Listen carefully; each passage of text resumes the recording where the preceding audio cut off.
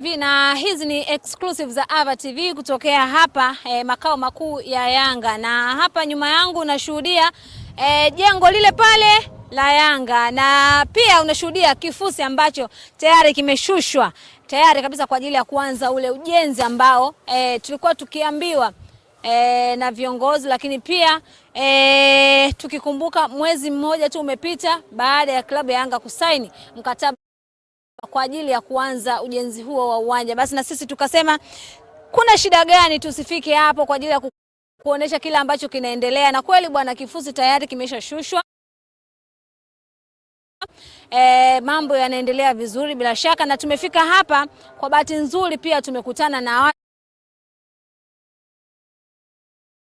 ambao walikuwa wako hapa kwa ajili ya kutazama namna ambavyo wataanza shughuli zao. Ni watu wageni, lakini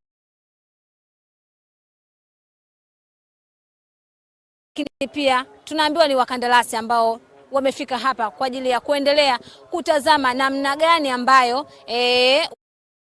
wanaendeleza kila ambacho wamekipanga